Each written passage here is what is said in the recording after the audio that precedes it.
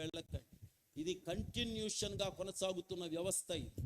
ఇలాంటి సమయంలో, ఈ లాస్ట్ డేస్లో మనము తిరిగి పునరుద్ధరించబడాలి అంటే, తిరిగి మనం పునర్నిర్మించబడాలి అంటే, తిరిగి ఒక ఉజ్జీవం మన జీవితంలోనికి రావాలి అంటే, మన జీవితాలలో ఈ కన్ఫెషన్తో ప్రారంభం అవ్వాలి మన జీవితం అంతా. అందుచేత మీరు ఎలా రిసీవ్ చేసుకుంటారో నాకు తెలియదు, దీన్ని మీ సంఘాలకు ఎలా నేర్పించుకుంటారో తెలియదు. ఆ రిపెంటెన్స్ వైపుకి, రియలైజేషన్ వైపుకి మీరు నడవండి. మన సంఘాలను నడిపిద్దాం. అక్కడ నుండి వచ్చేటువంటి దేవుని ప్రభావాన్ని రుచి చూద్దాం. ఆ ప్రభావంతోనే జీవితాన్ని, సేవను దేవునికి మహిమకరంగా కొనసాగించుదాం.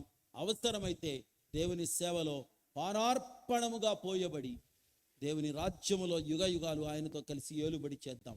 ఇక్కడ బతికి ఏలుబడి చేయాల్సిన అవసరతలు మనకు లేవు, కానీ అక్కడ కూర్చొని ఏలుబడి చేసే ఆ ఘనమైన స్థానము దేవుడు రేపు మనకిస్తాడు.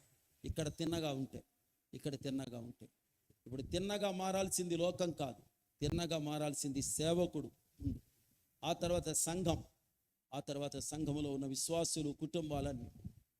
దేవుడు అటువంటి గొప్ప చైతన్యాన్ని మన మధ్యలోనికి తీసుకొని వచ్చును కాక. అందరూ లేచి నిలబడి ప్రార్థన చేసుకుందాం. ప్రతివారు దేవుని సన్నిధిలో లేచి నిలబడండి, ప్రార్థన చేద్దాం. కొద్ది క్షణాలు హృదయపూర్తిగా, మనసారా ఈ మాటలను ఆలోచిస్తూ ప్రార్థన చేయండి. కన్ఫెషన్ అనేది లేకుండా మనం చేసే భక్తి కార్యక్రమాలు ఇవన్నీ కూడా వ్యర్థం, దేవునికి అసహ్యంగా మారతాయి. ఇవన్నీ కూడా స్వార్థపూరితమైనవి అవుతాయి, సంకుచిత భావాలతో కూడినవి అవుతాయి. దేవుడు ఆకాంక్షించేది విధేయతను, దేవుడు ఆకాంక్షించేది పరిశుద్ధతను, దేవుడు ఆకాంక్షిస్తున్నది నీతియుక్తమైన జీవితాన్ని. శాపాలు ఎందుకు వస్తున్నాయి? కీడు ఎందుకు వస్తుంది? నాశనం ఎందుకు వస్తుంది? ఉగ్రత ఎందుకు వచ్చింది? రౌద్రం ఎందుకు వచ్చింది? నాశనం ఎందుకు వచ్చింది? పాపమును బట్టి కాదా? చెడుతనాన్ని బట్టి కాదా? అవిధేయతను బట్టి కాదా?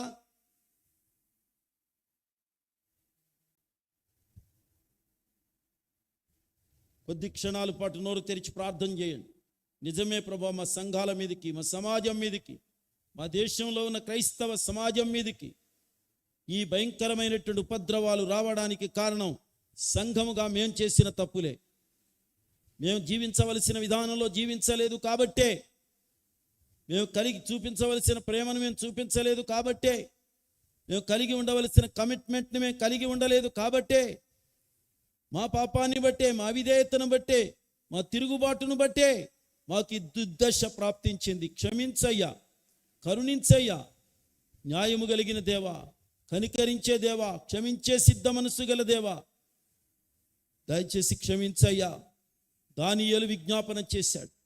వాస్తవంగా దానియేలు ఏ పాపం చెయ్యలే, కానీ తమ పితరుల పాపాలు తన మీద వేసుకొని, తన దేశ ప్రజల పాపాలు తన మీద వేసుకొని, తమ రాజుల పాపాలు, తమ అధిపతుల పాపాలు, తమ న్యాయాధిపతుల పాపాలు, తమ ప్రజల పాపాలు, తమ యాజకుల పాపాలు తన మీద వేసుకొని ఏడ్చాడండి.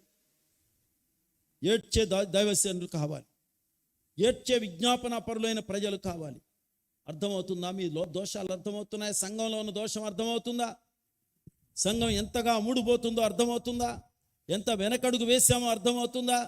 ఎందుకు కలుషితమైనటువంటి దాన్ని సంఘంలోకి తెచ్చుకుంటున్నాం మనం? ఆకాను పాపంలాగా ఎందుకు పాపం చేస్తున్నాం?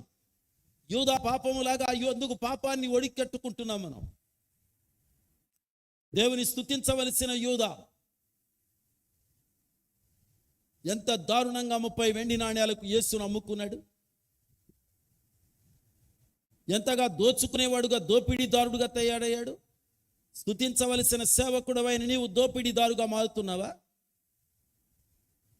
దేవుని పనిలో, దేవునికి అద్భుతమైనటువంటి రీతిలో పరిచారకుడుగా, ఒక సేవకుడుగా ఉండవలసిన నీవు ఈ రోజున సేవకు అడ్డుకు తగిలే అడ్డు బండగా మారుతున్నావా? నీ విశ్వాస జీవితం అందరికీ మాదిరిగా ఉండాలి, మాదిరిగా ఉండవలసిన నీవు దేవుని నామము దూషించబడ్డానికి హేతు అవుతున్నావా? ఒప్పుకోవద్దా? క్షమాపణ అడగొద్దా? దేవుని పాదాల దగ్గర ప్రార్థించొద్దా? హృదయపూర్తిగా దేవుని సాన్నిధ్యంలో క్షమించు యేసయ్యా అని అడుగుదాం, కరుణించు యేసయ్యా అని అడుగుదాం, నీ కృప మాకు కావాలి యేసయ్యా అని అడుగుదాం. ప్రార్థన చేసుకుందాం. దేవుడు మనతో మాట్లాడే ప్రతి మాటను బట్టి, నాకంటే ముందుగా మాట్లాడిన ఇరువురు దైవ సేవకులు తీసుకొచ్చిన సందేశం, అలాగే దేవుడు నా గుండెల్లో ఉంచిన ఆలోచన, మీతో పంచుకున్న దీన్ని అంతటిని బట్టి, దేవుడు మనకిచ్చిన ఈ అవకాశాన్ని బట్టి 2 చేతులు పైకెత్తి గట్టిగా దేవునికి కొద్ది క్షణాలు స్తోత్రం చెబుదాం. హల్లెలూయా, హల్లెలూయా, హల్లెలూయా, హల్లెలూయా, హల్లెలూయా, హల్లెలూయా. ప్రార్థన చేసుకుందాం. హైదరాబాద్ నగరం నుంచి మన మధ్యకు వచ్చిన దైవ సేవకులు రవిబాబు గారు దేవుని పరిచర్యలో చాలా ఘనంగా వాడబడుతూ ఉన్నారు. నాకు చాలా అతిశయ కారణమైనటువంటి ఆత్మీయ బిడ్డ. దేవుని పరిచర్యలో దేవుడు వాడుకుంటున్నాడు. ఈరోజు మన మధ్యలో ఉన్నారు. ప్రార్థన చేస్తారు.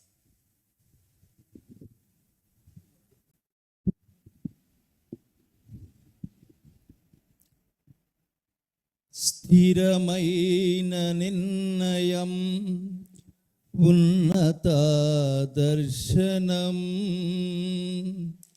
క్రమమైన ప్రార్థన.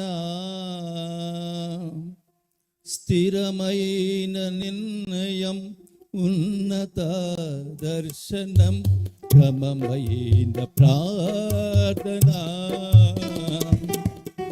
యేసయ్యా దానియేలులాగునా నన్ను దీవింపచేయవా. యేసయ్యా దానియేలులాగునా నన్ను దీవింపచేయవా.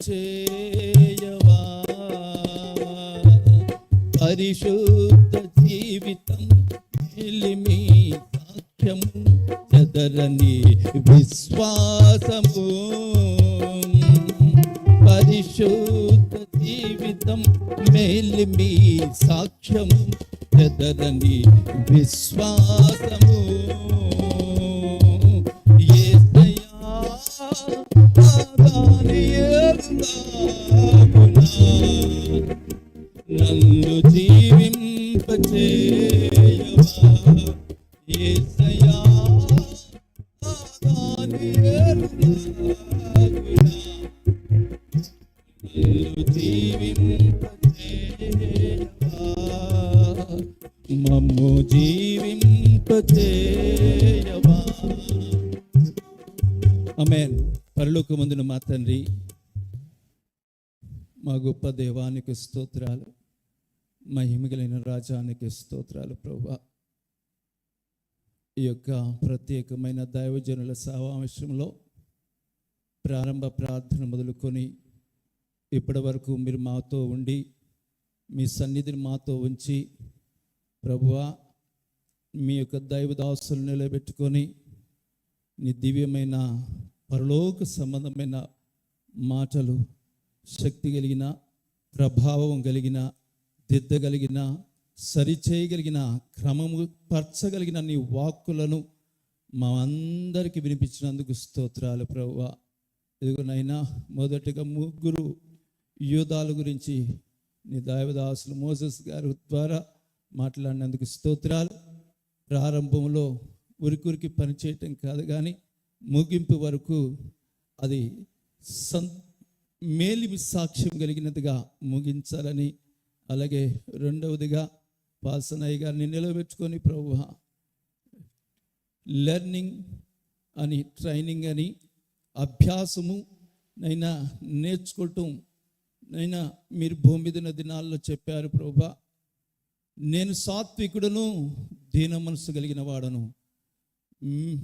నా మీద మీ యొక్క కాడిని మోసుకొని నన్ను వెంబడించి నా దగ్గర మీరు నేర్చుకోమని చెప్పినారు ప్రభువా. అందుకై నీకు స్తోత్రం చెల్లించుకుంటున్నా.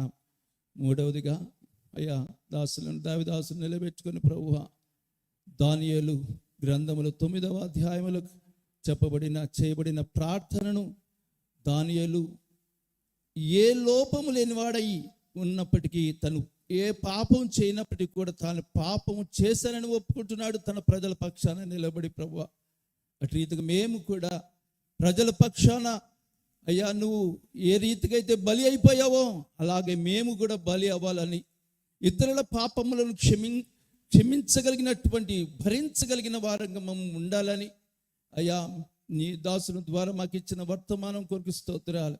ఈ చివరి దినాల్లో ప్రతికూలమైన పరిస్థితులు క్రైస్తవులకు రాబోతున్నాయని అనేక మంది భయపడి జీవిస్తున్న దినాలు ప్రభువా. ముఖ్యంగా క్రైస్తవులు, అందులోనూ దైవజనులు ప్రభువా, భయంకరమైన పరిస్థితులు ఎదుర్కోవాల్సి వస్తుందనే భయంతో అల్లాడిపోతున్నారు. నైనా దేవుని సంకల్పాన్ని ఎరిగిన వారు ఎవరు భయపడురని లేఖనం సెలవిస్తుంది ప్రభువా.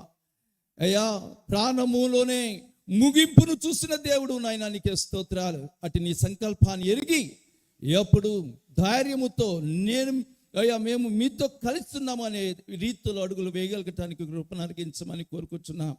అయ్యా నీ దైవదాసులు బర్నబాస్ అయ్య గారిని మీరు నాయనా అయ్యా అనేక సంవత్సరాలుగా వాడుకుంటున్న విధానం కొరకు స్తోత్రాలు.